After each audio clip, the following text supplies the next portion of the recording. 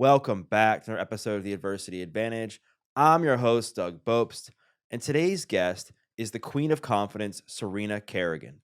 Serena is a Latina content creator. She's a media personality, an entrepreneur, and creator of Let's Effing Date. Her brand is famous for its widely effective relationship-building card games. Serena's unique ability to listen and engage with her audience has generated viral success and a dedicated cult following on social media. NBC Universal quickly recognized Serena's genius for storytelling and distinctive connection to her audience, selecting her as one of the 11 inaugural members of the NBCU Creator Accelerator cohort. Serena's bold personality and life-changing mantras have inspired thousands to live their life unapologetically. Today we discuss why changing her middle name and creating the SFK persona helped Serena survive when she was younger and how it helped her build true confidence along the way. Serena also shares the struggles the same persona has created for her and how it wasn't until recently that she was comfortable just being Serena. We also discuss the benefits of therapy, the world of dating, why rejection is redirection, and steps you can take to develop real confidence. This conversation is unlike any other that I've done on the show because we play one of Serena's dating games live on the show, and I think you're really going to find our discussion today informative, entertaining, and inspiring. So let's get this conversation going and welcome Serena Kerrigan to the Adversity Advantage podcast. Serena, welcome to the podcast. Thank you so much for having me.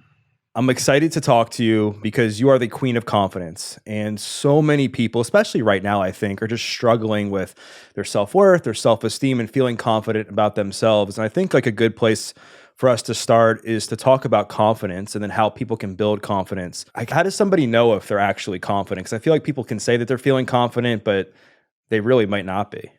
I think confidence for me is seeing myself as my best friend. So do I like my best friend every day? No. Like, are there things about her that I wish I could change? Perhaps. But do I love her, support her? Do I give her advice? Do I hype her up? Do I speak negatively about her? No. Right? Like, if she came to me with a problem, I wouldn't be mean. I would be like, you're incredible. Like, let's find a solution. So I think that's really what confidence is. I think that what it was marketed to me, at least, was love yourself, you're worthy, you're perfect. And I just couldn't really relate to that. But what I could relate to was getting in front of a mirror and literally having a relationship with myself and speaking to myself the same way I would speak to my best friend. And it really changed the relationship with myself, because I think that in moments that we struggle, our first instinct is to be extremely self-critical. Like, oh, you got ghosted. Well, yeah, that's because you're not dateable and you're not worthy of love. Whereas if our friend came up to us and said, that guy ghosted me, I'd be like, Kim, rejection is redirection. You're going to find someone great. Someone better is waiting for you around the corner. He wasn't your person, right? So it's amazing how the difference in approach is just so, it's so crazy. So even when my followers ask me for advice, I just go, if I were to write that to you, what would you say? And they just come with paragraphs and paragraphs. I'm like, so when it's to me, you know what to say, but when it comes to you, you have no idea. And so that's constantly what I ask them to do, because it also makes my life easier than having to type out the answer, because they know the answer, right? They just want reassurance, or I think it's about realizing that you are stuck with one person your entire life. There's only one person that is with you through every moment, and that is the person standing across from you in a mirror. So the sooner that you can really nurture this relationship with this person and realize that it's just you guys the whole time, I think that distancing of self, literally seeing it as almost a different person that is you, is very helpful, because I think people bring up a lot. They go, okay, well, I hype myself up in the mirror, but I don't believe it. So that's why I try to say, look at this person as your friend and just literally do that. And then eventually you will believe it. That's what's going to start to happen. Yeah, you have to take these small steps, like you said, and it's just practice, and doing the work and doing things that scare you. And I think sometimes some of the scariest things in people's lives is actually being true to themselves and actually being okay with who they are. And I want to dive into your story, because I know that you haven't always been this hyper confident person, right? I know there's been different times in your life when you've struggled with your own confidence, who you were as a person. So take the audience back a bit to I think you were in college or around that age where you were really struggling with your confidence, and you ended up changing your middle name to just help yourself accept who you were as a person. Where were you at that moment in your life, and what were some of the steps that you took to build like real confidence inside of yourself? It's interesting. I would feel like, I did that when I was 18 and I'm 28 now. And I feel like now I'm just beginning to really feel secure in who I am. That's a 10-year journey. And I feel like now I'm starting to really feel that way. And I'll tell you why, because I got to college, I went to Duke, and I was from New York City, born and raised, and get to Duke and everyone is alpha. Everyone is beautiful and brilliant. And, it's an exciting time. And I think I just became very insecure. Like I felt like, how do I get people to want to like me? I was so focused on being liked. I thought that no one liked me. I was so insecure and thinking everyone was thinking about me. No one gave a But I just had this moment where I remember I left a bar and all my best girls that were friends at the time were all making out with guys, and I felt invisible, and I walked home and I remember being really upset and thinking, wow, like these next 4 years are going to really suck if like this is who you're presenting as. If you're so anxious about the potential of someone's thought about you. It's not even their thought, it's the potential of them having this thought. What a miserable 4 years you're going to have, and really what a miserable life you'll have. So I kind of just remembered like this instance of my friend crying. It was actually in high school, but I remember this moment where I was like hyping her up and I changed her middle name. I was like, you're, Anna Hutchins, fake name. And then I was like, you are Anna fucking Hutchins, but you know what? I'm also Serena Kerrigan. And I realized at that moment of it's a reminder of who I was. It wasn't so much about, I like the wow factor, the polarization that it caused on campus and in my career, where people are like, who the changes their middle name to. But I also really, what it was though, was for me. It was that relationship with myself, that conversation with myself when I introduced myself. It's like, you're not just Serena, you're Serena Kerrigan. And that constant hype up, right? So that was like my mirror talk before I really started the mirror talk. But in some ways, and I haven't really talked about this publicly really yet, but like, this character, this persona that I then created was so helpful for me because anytime I felt insecure, I would turn her on. And really her whole ethos is that like, she's the main character. She's larger than life. Her sidewalk is a red carpet. Like she's just that, and she doesn't care. I think that what happened though, and it was so helpful because then like, I just wouldn't shy away from what I wanted. I went after what I wanted in college, my career, my love life, with friendships. Like I was fearless. She was fearless. I think that was the plus side of her. And I built a whole business around her. And I literally talk about her like this, like she's a character because she is. It's an extension of me, but she really is in some ways a facade.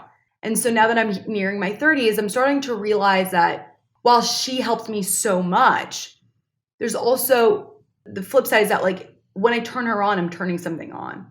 How do I get to a place where I'm okay being Serena and not SFK? Because it is intimidating when I'm dating a guy and I'm like, I'm Serena Kerrigan. Like a guy's like, whoa, right? And I think that like even just, I sometimes do feel like I have to play a part and while the tool was so great, the real test of SFK is, can SFK make me confident enough to be like, I'm no longer SFK, like I'm Serena. And that's really what I'm trying to do. Like right now in my life is like be comfortable showing up and not having this like really tough exterior, because in a way, sometimes it's like rejecting before I get rejected, right? Being like, I'm the shit. Not you're not the shit either, but more just like, I'm a bad bitch. And so I think that the reaction when someone's like, I'm a bad bitch is to treat them like a bad bitch, but I'm so much more than a bad bitch. I'm also like a very like sensitive, like young, well, I don't know why I said young. I am young, okay, for the record, even though everyone on TikTok thinks I'm like 60 because I don't look like I'm 22. But I think I'm a really warm, sensitive person. And maybe that's why, to some degree, I had to build this tough exterior because I did feel very vulnerable a lot in the life. And I also felt like being vulnerable was a sign of weakness. Yeah. And thanks for sharing that, because I was going to actually ask you that, because I've heard you talk about how you've essentially created this character that obviously has been very helpful for you. You've been able to build a business out of it. It helped you become more confident, ended up helping you become comfortable with your truest self. You've helped so many people and you continue to help so many people. But I guess, how does this like get in the way of things like dating? Like, do you struggle like opening up and being vulnerable? Because in the back of your mind, you have this character that you're like, oh shit, if I open up and I show a sign of weakness, like what are they going to think of me? Are they going to think I'm some fraud? Like, how does that all impact those things? Totally. I think that there is a large part of the internet that does think I'm a fraud because they know that it's a character. And And so it's like, well, if you really were the queen of confidence, like, wouldn't you just be confident presenting as your authentic self online? And I think that that's so valid. But I also think that the internet is a scary place. And I think that there's also a buffer that I put between me and the internet. And I'm okay with that, because I think like the people that literally like show all of themselves online and that is their business, is their life online, that may work for them. I need a separation. So if I'm this character, then there's that buffer. And so if they criticize something or if they don't like something, well, it's okay. Obviously, I'm always down to learn and stuff, but I don't take it as personally, right? Because it's the business. I think though, what I'm working on is, yes, in dating, SFK presents really masculine, like has a really masculine energy to her, which is why she's been able to accomplish X, Y, and Z. But I think that when it comes to, dating, it's like, do I want to be the masculine person in the relationship? Personally, like I don't. That's when and I think a lot of women deal with this where like we need to lean in all the time and we're constantly trying to get a seat at the table. And so then when work's over and we're on a date or maybe with a boyfriend or whoever, a partner, we don't know that we don't turn that off. And then we get upset that we're not being treated with like that. But it's like, we also need to know like, it's okay to lean back sometimes, but that's hard because like, we're still trying to claw our way, in working is the newest advancement for women, right? So it's like we're trying to claw our way. And so I think the number one technological advancement is in iPhone or Instagram. It's actually women in the workplace. And so we are all trying to figure it out. And then it's like, how do we, for the women that don't want to be masculine at home, and I'm trying to be careful about saying this because I don't mean like be a homemaker at home, like, or like cook but I'm just saying like letting sometimes men take care of things, because if that's what you want, it's a difficult push and pull. Because SFK for me, like I created this character out of survival, and it actually started way before college. I think I grew up in a difficult household, and I don't really want to go into it because I'm still kind of like working through it all in therapy. But like I grew up in a difficult household, and I felt like being vulnerable was weak, and I felt like there wasn't a lot of room for me to mess up. I'm an only child. I was a child of divorce from a young age. So a lot of eyes were on me all the time, and I felt an extreme amount of pressure, and being vulnerable was like regarded well in some instances. And I think there was a lot of criticism that I grew up with. And so anyway, the point is saying that like I needed a superhero version of myself. Like that was the only way I was going to like survive. And it extended at college as well. Like I needed this person.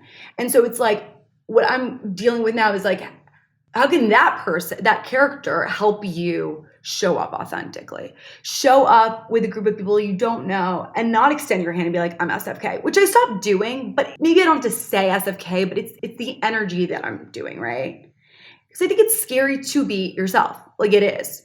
And while I think that my audience always has said to me, like, you're so real, you're so yourself, like I am. It's not like I just present as the character all the time. I'm being Serena with you right now. But I don't know. It's like there are moments of insecurity, vulnerability that I turn her on, and I think that's a positive to have that. And I want to encourage my audience to have it. And it's not me encouraging my audience to make a fake version of themselves, but it's about, you need that voice in your head to be like, you can do this. Now, how do you have that voice in your head saying you can do this with also being vulnerable?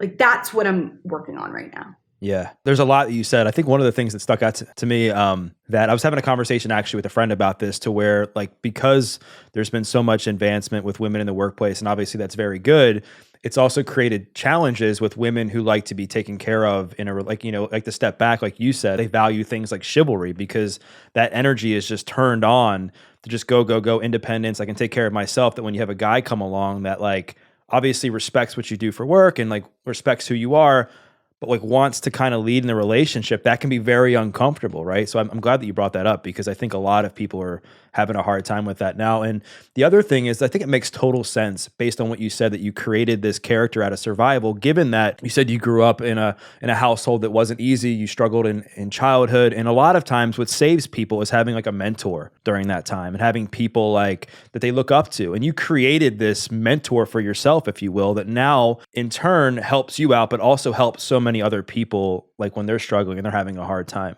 My question though is like, you mentioned that you just recently like felt like you were comfortable with who you are finally. When was the moment that you like were able to look yourself in the mirror? Like what was going on at that time in your life and be like, you know what? Like I'm super cool with who Serena is. Like I'm super comfortable with who she is right now. It's so funny. Like, this is like extremely recent. Like, I'd say within the past month. Okay. So you're getting a whole new Serena. I think it was about, and this is something that can be applied to literally everyone.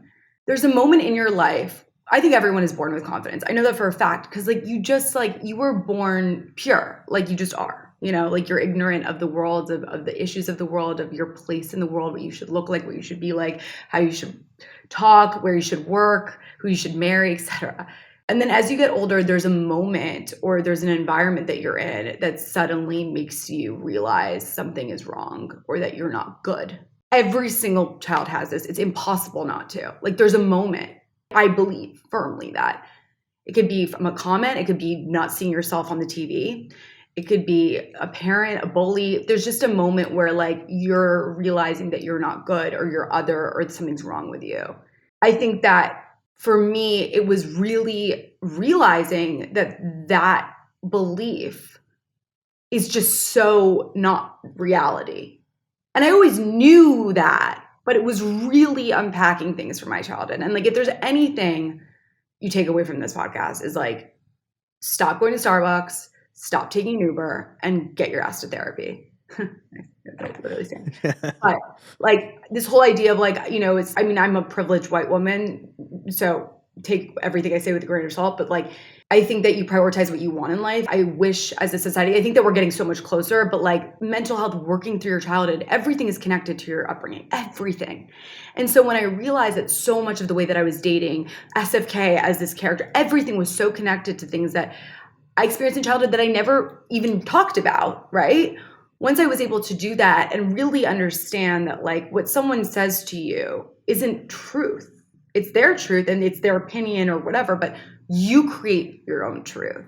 And really understanding that, like, the things that I thought were bad or that I wasn't good enough, it's not based in reality, was really essential. But, like, it took a lot of, like, painful conversations, going through painful memories, and, like, it wasn't like this, like, linear progress of, like, okay, we're going to talk about everything that happened to me in childhood and then I'm going to suddenly come out okay. Like, no, it was a lot. I mean, I'd been doing this specific type of work since May, so about half a year. I can't really do math, but I think that's around maybe a little over half a year. And what it is, so I think when you ask me, was there a moment, it's more like, I mean, I've had people just say to me, like, you have a different aura about you. And I feel that way too. Like, I feel comfortable showing up and just being there and not having to perform, Like, I felt like I had to perform. I had to perform because I think that would make people like me, or maybe it just made me comfortable being in a space that would make me uncomfortable.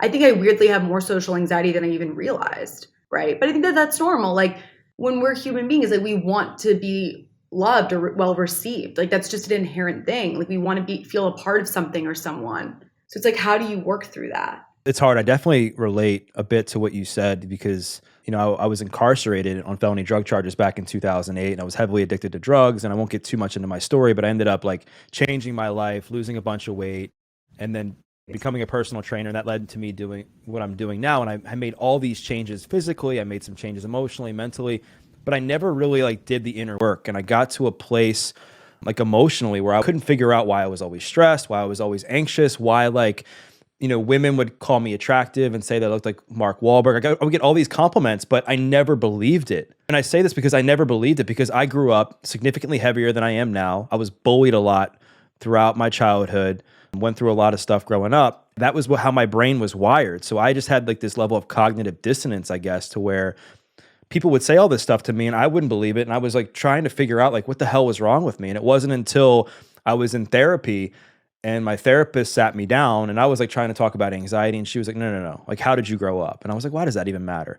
And then she, like, broke down, like, pretty much like everything you just said. And I had to, like, go back and, like, heal some of that stuff and be comfortable with who I was. And this was, like, in my mid-20s. And once I did that, like, things changed. I was no longer, just dating girls just for the sake of dating a pretty girl. I wasn't, like, just chasing after money. I wasn't chasing after success like I did before because that's what I thought was going to make me happy for the rest of my life.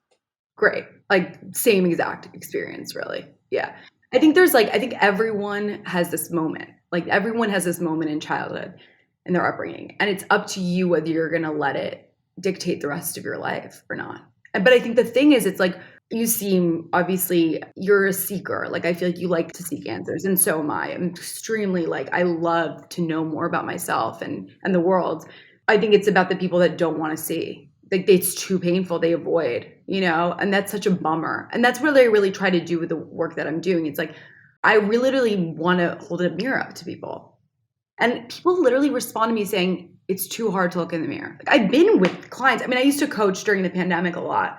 Like, I coached women from ranges 14 years old to 60. And a lot of them just could not even make eye contact to themselves. And I was like, but see, that feeling, that uncomfortableness, that pain or whatever that is, you have to power through, right? Because when I'm doing ab crunches, it feels like shit, but I know that there's going to be something good on the other side. Hopefully. I'm still waiting for my 6-pack to show up, but we'll see.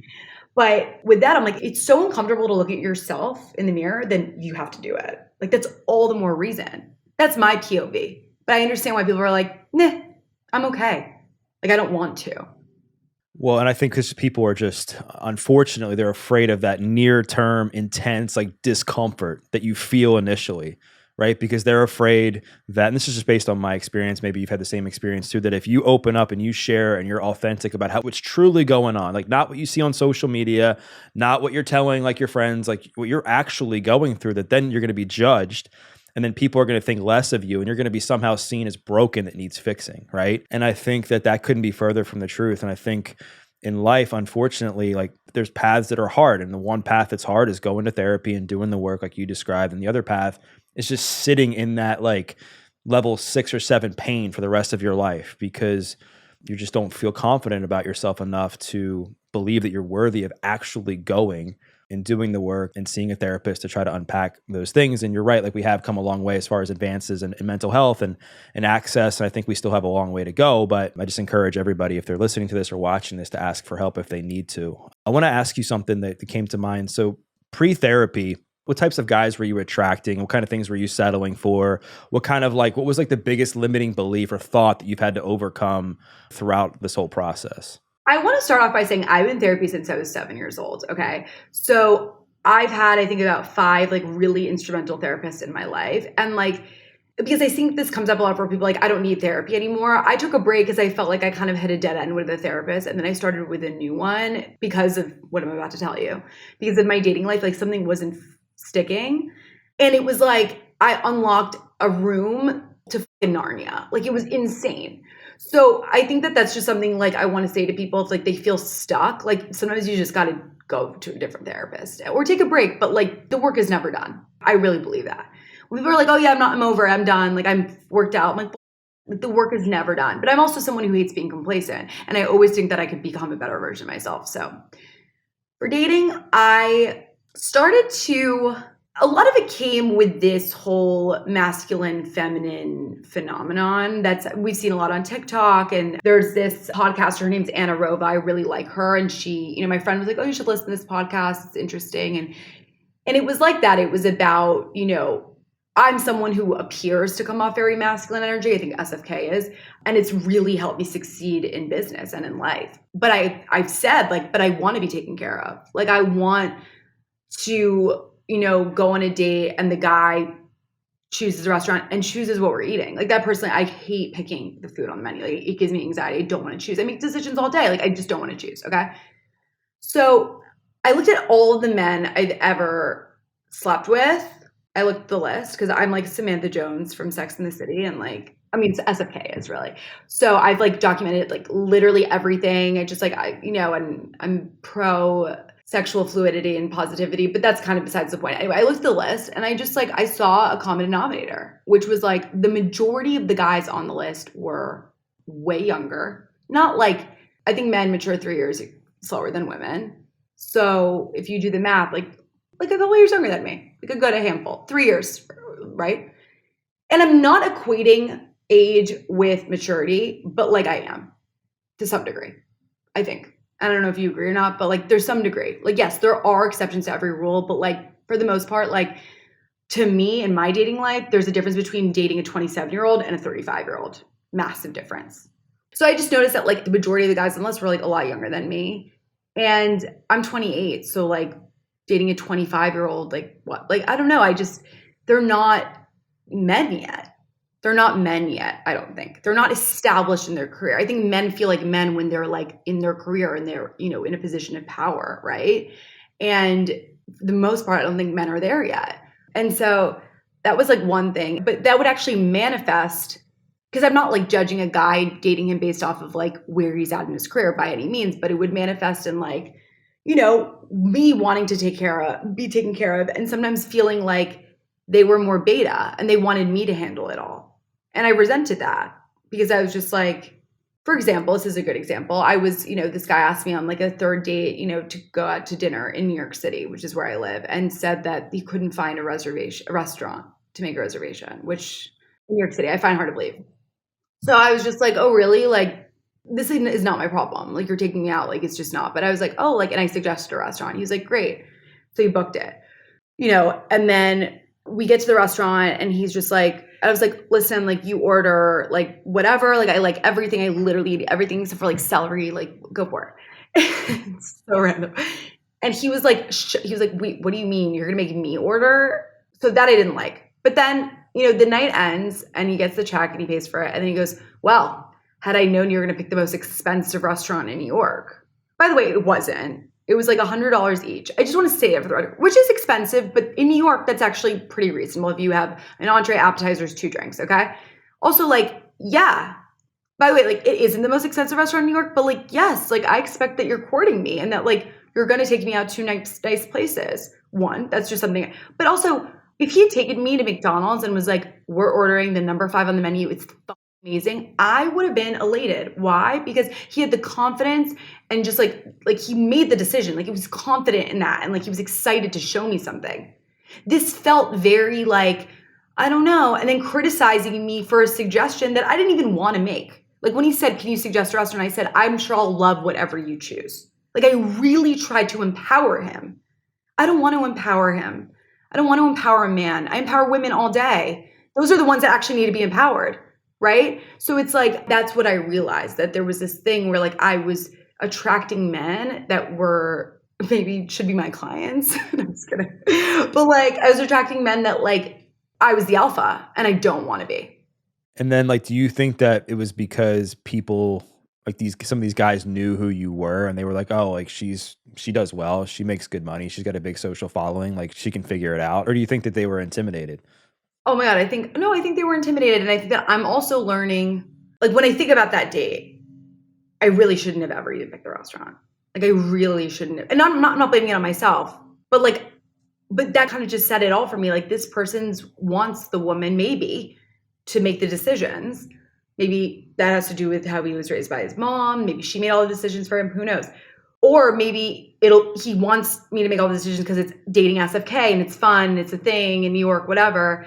And then he'll eventually maybe want someone that makes him feel alpha. And it's true. It's hard. I think it's hard for women who are successful and make money and don't need a man to come off like they need a man. Because I think men do want to feel needed to some degree, right? I think so, but I think the right guy would actually like be able to separate the fact that like this is your business and this is what you do for your career, and that you create this to inspire other women to become, a certain way and to lift themselves up. And that when you're like dating somebody, like especially when you are open and you talk about how you do want to be like more in your feminine when you're in a relationship or you're dating somebody, that a guy would be able to pick up on that just naturally and be like, all right, and it's like, I think what bothers me the most about what you just said is like, even if like I let somebody pick the restaurant, like I would never like the price. Like that's just God. I mean, that was like, you know what I mean? Like I think it also put me in such an uncomfortable, it was so awful. It was awful. Like, and then I didn't ever go on a date with him again. Not because of, I was just like, oh, I really didn't like that at all. And I just felt like that was a character thing. And that was just like, that's maybe who he is. I don't really know. But regardless, it's like, I'm also learning to lean back to like, maybe sometimes, and it's not to say, and I think like women get confused or like, can I text him first? Can I not? It's not that. It's more like the initiator. Like I'm no longer the initiator of the plan. I could text someone. I'm happy to start a conversation. But like, I really do lean back. Like I really feel like I'm a prize And prizes don't chase winners. Winners chase for the prize. So, and it takes a lot of practice and discipline, because the immediate thing for me to do is to make the plan, is to take care of it, to find the solution. That's like what women do. We always are like nurturing and figuring it out. I don't know why I went like this, like boobs, I don't know. But like, it's about being like, no, just lean back, relax, not to try to control. Because I think the control thing also comes from anxiety. I was seeing this guy in LA, and the distance was really tough. And what I did was like, I suggested that he come meet me in Miami. Like I was like, come to me, like I have the hookup, like come. And he didn't come. Why? Because he's a masculine man, right? So he was gonna come in on my room and like mooch off. Like, no, he's gonna make the decision. He's gonna invite me. And I love that. But I was like, why did I even ask him? And I felt like it's because I was so afraid of losing him, or if we didn't see each other, then it's not gonna work out, that I exerted control. Instead of being like, if he wants to see me, he's gonna make the plan. And if he doesn't, he won't. And there's a million other guys. And you need to be firm and comfortable in where you are. I want to dive into that because there's so many people that struggle with that. Like a lot of the questions that I'll get on relationships, whether it's just through my DMs or like just when I'm interviewing an expert, I'll always like post and say I'm interviewing this person, and questions will come in where it's like, how do they know like when it's time to like get out of like a quote unquote situationship, or how to walk away from something? Because it's super uncomfortable. Like you said, that you're in a place where you've been talking to somebody for some time, but they're not like meeting your needs. Probably deep down, they're not right for you. Like, how do you practice that confidence in that moment? Like when it actually counts. Like, I mean, obviously I think standing in the mirror and talking to yourself is super important, but it's even more important when like you're in the situation. Well, the point of standing in the mirror and talking to yourself, it's about building the relationship with yourself. Because if your best friend was in a situationship and the guy like clearly wasn't going to commit to her, what would you say to her? So then you start to say it to yourself and be fucking honest with yourself. I realized that there's this really crazy misogynistic messaging in the patriarchy that we're running out of good men. Like, constant. And I'm literally nearing my 30s, and it's like, oh my God, like we're running out. There's no good guys. Dating is so hard. Like, so what does that do? That makes women attach to someone that isn't worthy of them, isn't giving them what they want or need, but out of fear of scarcity. And my mom said when she moved to New York from Argentina years ago, when she was in her 20s, the same fucking messaging occurred, right? And like, she's like, really? But the same thing, it's done obviously so women run and, have babies, I think it's like, what I've noticed as I've gotten older is like, there's always another guy. Like, I can't even tell you, like, there's always another guy. Like, whenever I'm like, oh, always another guy. They're everywhere. And especially if you're in a city like New York, oh, you're golden. I get that's a little tougher if you're in a small rural town. Well, okay, maybe it's time to move. Cities are great, just saying. But like dating apps, like FaceTime, like it's actually true. Like now more than ever, we have so many options. Now, is that overwhelming? Absolutely. Do people not commit? Because 100%. But what it also does, it should make you feel the confidence to walk away from what isn't serving you. And I think that if someone isn't committed to you, you can tell immediately. Like I know immediately, like if a guy's into me or not. I just know. Like it's really not that hard. I think people really show you who they are within the first few times of meeting them. I think the number one rule I've learned and that will help you stay out of situationships is you have to date 3 people at a time until you're committed. And I know, and I've been, and the reason I say this is because this summer I was talking to a guy, and I think the talking stage is just like useless. If you want to get to know someone, get in front of their face or FaceTime them. Phone call, okay. Texting is the least effort made. Like it's just a joke. It's not getting to know someone. Dating someone is them making a plan, you going on a date. It's them courting you, It's not them coming over. I had this guy texting me all day, every day, took me on 2 dates and then started coming over to my couch. Like, and I let him. The date would be on my couch. And then I was shocked when he broke up with me. And why? Because I also wasn't dating anyone else. Dating someone else is one, to help you not get too attached to one person, but it's also for you to compare and contrast. There's things that you might think are chill or whatever that actually become major mother red flags. Like dating someone on my couch. What? He didn't even bring over wine. It was crazy. But see, if I'd been dating someone who was taking me out to dinner every night, then that would have been a really great contrast situation.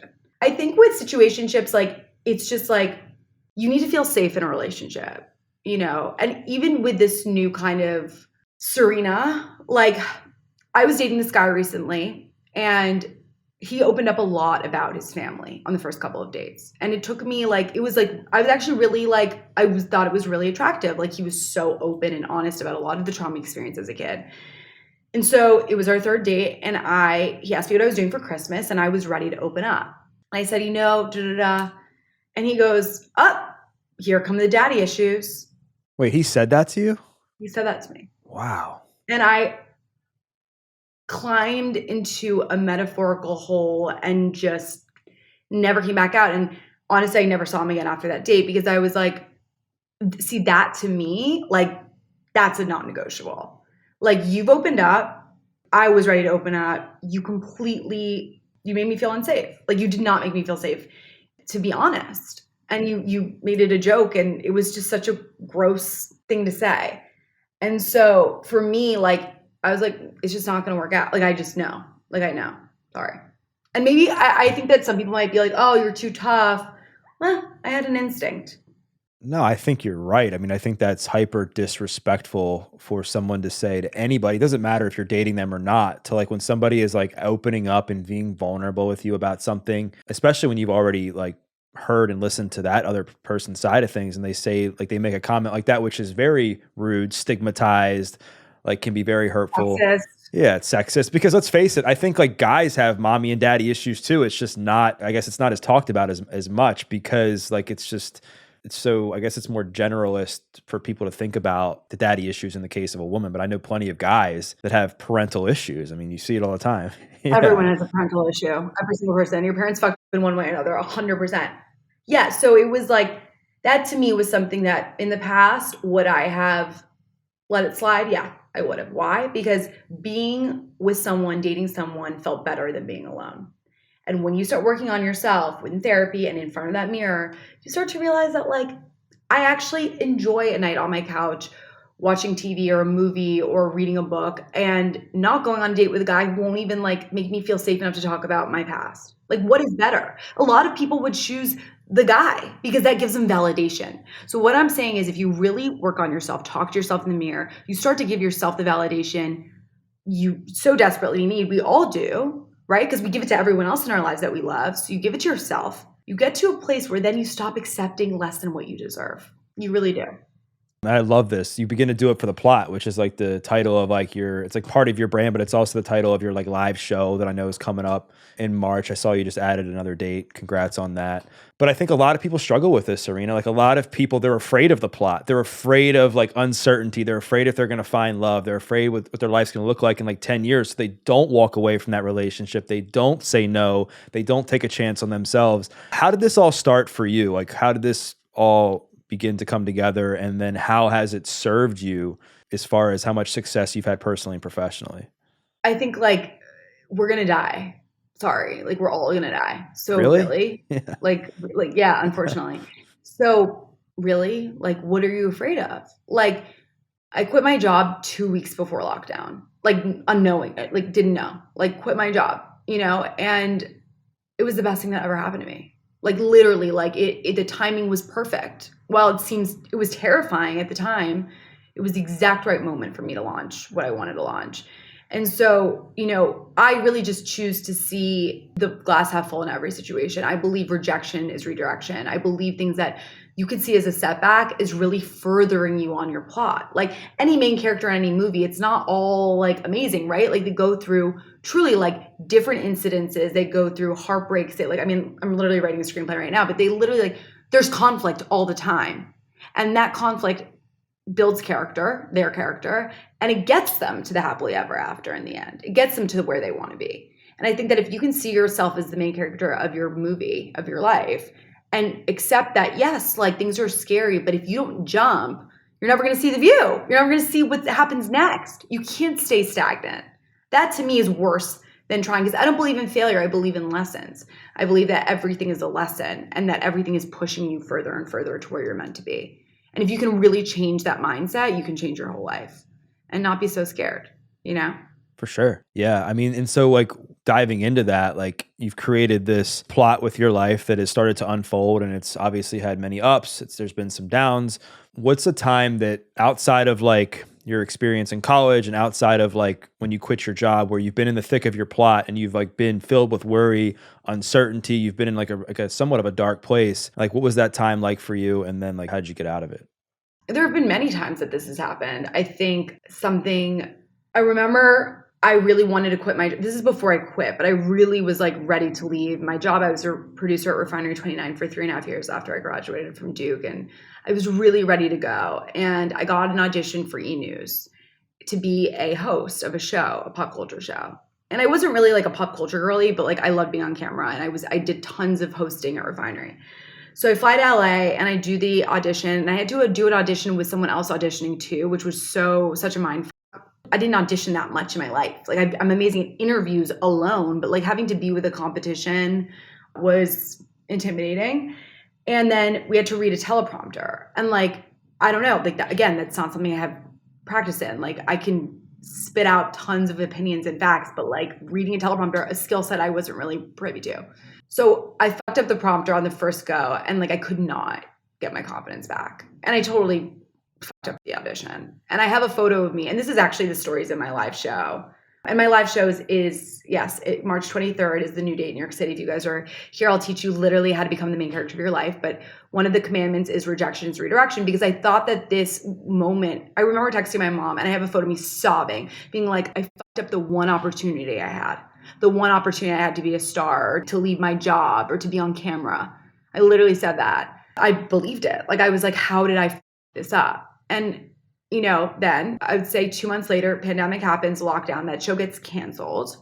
You know, I would have had to move to LA for that show. And like, you know, can you imagine? Like, I mean, a lot of people did it. They moved to a new city and then they get locked down. Like, no fucking way. Like, and then I ended up creating my own show and my own business, and I flourished, but that was all because I didn't get that role. So it's like, it takes a minute. And what I would say is this, I actually, like, I've really been so good at training myself, and it's training. It's a muscle that you have to practice. But when something unexpected happens, or it's a rejection or a setback happens, I like to be with myself for a second and go, there's a reason that this is occurring, and I don't know what the reason is, but I'm going to find out, and I'm going to go, that's why this didn't work out. And I've said that out loud to myself. I'm like, what is the reason? What is the reason? What is the reason? And there's been moments in my life where like, I'm like, what is the reason? And then literally like 3 weeks later, 3 days later, 3 minutes later, 3 years later, I'm like, that was the reason. And there's always a reason. So if you can get yourself to that place, you cruise through life in the sense of like, you're not as fearful and you're not as upset when things don't work out, because you know deep down that it will in the future. And before someone goes, that's so toxically positive of you, I'm going to tell you this. You are allowed to have 24 hours to kick, scream, cry your fucking eyes out and be so upset and spiral and think the world is ending. I do it all the time, but I get 24 hours and then it's back to work and trying to find a solution to whatever didn't work out, or an alternative thing, right? Like, and this has occurred many times where it's like, you know, I remember the New York Times was writing a profile on me and then they killed it. It was a whole, and this is like, you know, I'm a New Yorker. Like, this is like my like literal dream. And then they killed it. But then I ended up getting like, I ended up like, okay, fine. And then I just concentrated all my effort to get into all these other publications that I liked. So I wondered, like, if I'd gotten the New York Times, would I have been in Cosmo, Elle, and, you know, the Post and the whatever? Like, maybe not, because I would have been like, well, I'm in the New York Times, check. So it's like, it's just how you look at things. It's perspective, right? You know, that's just how it is. But I think it's super helpful. 24 hours to spiral, and then it redirects you to something better. I love that, because a lot of times it's not the bad day that messes people up. It's like the bad week that comes from that, where the bad day, they end up going out and partying their faces off for like 3 days. They end up getting into fights or causing drama, or they quit their job. And then like they look back and it's like a month later and they're like, what the just happened, right? And it's like a result of them not being able to like not just sit in the pain for 24 hours, but also be able to like snap out of it, you know, after the pain is over. And it's not to say that like, okay, your feelings are no longer valid, like they've expired now, but it's like everyone in life deals with rejection. Like that is a part of life. And everyone deals with, you know, really traumatic, crazy shit. But I think it's the people that really just persevere are the ones that end up succeeding. And it's about not taking it so personally and not like having a pity party over it. It's about just being like, okay, this is what I'm dealt. How can I rise above? And sometimes I think like, you know, there's been podcasts I've wanted to be on and they pass on me and I'm like, cool, no problem. I'm not there yet. Like, I'm just like, like that's a good example of something. Or like, I auditioned for a TV show and like they passed. That's okay. Like, it's like you have more work to do. And I think that the problem with social media, especially for the younger generation, not to age myself, but like it's seeing what everyone's doing. I mean, for us included, it's just like you have to think that you have to have all the success right now. And when you think of it, it's like you don't want to hit every publication and be in every podcast and be the star of every movie now, because then what do you have to look forward to? You want a slow build. And I think that with, this overnight success and fame that's happening, that's the expectation. If we don't get it, something's wrong. I completely disagree. It's about the slow build. Yeah, and you got to get your reps in, because I've even looked back at like some of the big interviews that I've done, and I'm like, man, if I had done that interview like 5 years ago, I wouldn't have been ready. Like, there's no way I would have been ready. My favorite quote ever is, if you weren't ready, you wouldn't have the opportunity. And I feel like that totally changed my POV and things. So when now I don't get something, it's like, you're not ready to do it. But transversely, like, if I have moments of imposter syndrome, which I don't believe, because I believe you create your whole life, it's your plot. I go like, I know I can do this, because if I wasn't ready to do this, then why do I have the opportunity to do it? And I have to say, when I was coming on your podcast, I was nervous because I know the name of it. And I know that you were going to ask hard-hitting questions. And I was like, is this the right time? And I was like, yeah, like I can do this. I can be vulnerable and honest. I didn't know, because like I honestly just found out about you maybe like a couple months ago, and like when I saw like some of your podcasts, I was like, all right, is this really like, how am I going to fit this within my podcast and the narrative? Because we talk about relationships and stuff, but obviously I wanted to get deep and like be able to like peel the onion back a little bit and get more into your personal story, so that way we could highlight that, since it doesn't really get talked about like nearly as much. So I appreciate you sharing that, because one of the other things I want to get into is, dating right now can be awkward. I think people are having a hard time. And one of the things that you've created to kind of make it less awkward is the card games. And I want to talk about Let's Date, which is your card game. Yeah, I have to send you some. Yes. I was looking on, was it like Wednesday or Thursday of last week to order them? And I was like, dang, I won't have them by the time I do the interview, but I'll order them. Let's talk about like a question or two that you think that's in there that you think people would really enjoy, like just getting a taste of, so that maybe they'll get our answers on it, and then maybe that'll inspire them to buy the cards. Yeah, no, I mean, like I created the card game during the pandemic because I was doing a live dating show at the time. And I was just I was literally going on live dates on Instagram Live. And a lot of my audience members were like, I want to go on Zoom dates. Like I want to go on dates, but I'm nervous. I don't know the questions. So I created this card game. It's 4 bases: first base, second base, third base, home run. Higher the base, hotter the question. It can get really steamy. I have 3 games. Let's Date is a great date one, but you can play with a spouse. You can play with friends. Like I really wanted to make it as inclusive as possible. A question I love to ask from that deck is, if you were a type of soup, what soup would you be? And this isn't your favorite soup. This is your personality in a soup. See, I would say for me, I'm French onion because I am extra and performative, but I have layers and I'm gooey on the inside. I like that. I think for me, I would probably be broccoli and cheese. Okay, yum. Because I'm healthy and I'm like kind of cheesy. Like I'm very corny and I have like a sense of humor. I smell good and I'm like always there. Like I feel like broccoli and cheese soup. It's like you're always gonna find it in like the soup aisle. You're gonna find it at places like Panera Bread. Like it's always gonna kind of be there. So reliable, yeah. See, I love that question because it tells me so much about you and how you see yourself. I love it. What about this question for you? So I don't know if this is in the game or not, but if there was a song about your life that you like listen to, that you're like, oh, that's definitely me, and you see yourself in that, like what would it be? Oh my God, that's a great question. We do have a song one in there, but I think it's like, what song is on your sex playlist? So I like this one. This is like, what's the soundtrack? I would say coming to mind, first one that I thought of is Who Run the World Girls by Beyonce. That's SFK's version, I guess. What about you? It's just a couple, but I think the first one that comes to mind is Return to the Mac by Mark Morrison. And the reason I say that is I remember when I used to watch Entourage as a kid, and that was like played a lot in that show, or that was played in the show. And when I got back out of jail and I started to like get my self-esteem back, I listened to that song, and it was like, it's just like a comeback song. Like it felt like I was like returning from something. And it's like, I often will play that when I'm like in a rut and I find myself like out of it. I'll play that song because it feels like I'm back in the swing of things. It's a great song. Yeah. So what else? Like, what's another card you think in that game? Like, if you were to pick one more card from like Let's Date that you think people would really like, what was your first impression of me? Love that one. Of you? Like when I saw you on the interview, or on other interviews? You can totally, I mean, I guess maybe like face to face here.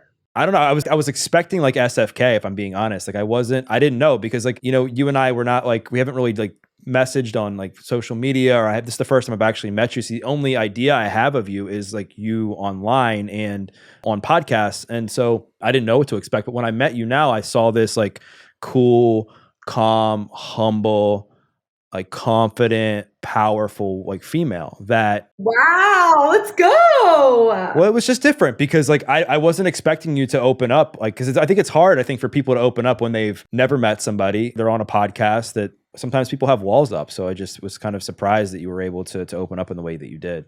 Well, my first impression of you was I felt like you created an environment where I felt safe to do so. So thank you. I loved your Mark Wahlberg comment, and I instantly saw it.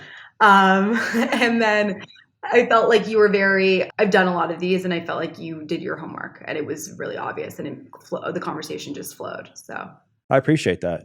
that's a great note. That's a great first impression. Thank you. I appreciate that. And I'll definitely have to. I'll have to definitely come to your show. I think. I mean, I'm in Baltimore, so it's only like a 3-hour train ride. And I come up to New York a few times a year for stuff. Am I going to be the only guy there? Definitely not. Definitely not. It's like it's a comedy show. Yeah, I mean, and you got it at like a big location I saw. Yeah, it's at the Gramercy Theater. It's pretty major. Tickets go on sale tomorrow for Thursday. So yeah, come through. I will. We got to get you some free games. Yes, for sure. So last question I have. So let's get like into some of your advice for a second is, like I said a second ago, there's so many people that they're struggling in the dating world. They're either like trying to transition from being like super independent and single into like letting somebody kind of take care of them, or being in a relationship, or they're feeling insecure, or they're just confused and overwhelmed by this virtual dating world, whatever it is. Like if you had like 2 minutes with somebody, let's just say you met somebody backstage and they're like, SFK, Serena, like I'm having trouble. I'm so confused. Like where do I start to date? Like what kind of advice would you give them? Date yourself first. Build a relationship with yourself first. If not, you're going to end up settling for less than you deserve without even realizing it consciously, because the validation and attention you're getting from someone else is filling a void that you should be filling yourself. 1. 2, get on the apps. Dating is practice. The first time, the second time, the third time, it's just every date is practice for the next date. I think that people have said to me, I always say rule of 3 is like you should be having 3 people at a time. It doesn't mean you have to be going on 3 dates a week, but 3 people should be in your, roster that you're kind of chatting with, and, because it's all practice. And so a lot of people say to me, like, I can't find 3 people I like enough to date. I'm like, the point of dating is to find out if you like them.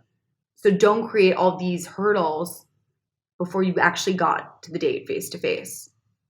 And it doesn't matter if they're not like your top pick, because that is going to give you practice for the next date. Yeah. And how many times have you heard people say like, initially I didn't think I was going to like that person, but I actually ended up really liking them?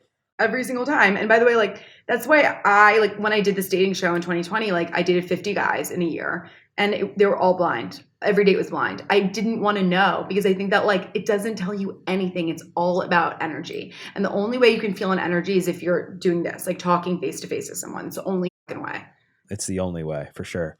Well, Serena, this has been awesome. I think my audience is going to get a lot of value out of this conversation. I think they're going to definitely want to connect with you. They're going to want to try to come to your live event. They're going to want to buy the card games. If people want to learn more about you, they want to follow along your journey, where's the best place for them to do that? Yes, follow me, Serena Kerrigan, on Instagram, TikTok, Twitter, everything. It is SFK still, so don't be alarmed. But now that you have the inside scoop, you know who the real Serena is. Amazing. Well, I will make sure to link all that stuff in the show notes. And for those listening, what I invite you to do is to share a takeaway. Maybe it was something that Serena shared about confidence. Maybe it was something that she shared about how much therapy has helped her. Maybe it was something that she shared about the power of looking in the mirror. Maybe it was something she said about do it for the plot. Whatever the takeaway was, tag Serena, tag myself, because we'd love to hear your feedback. And once again, thank you for listening to this episode of The Adversity Advantage. I'm your host, Doug Bopst. We'll see you next time.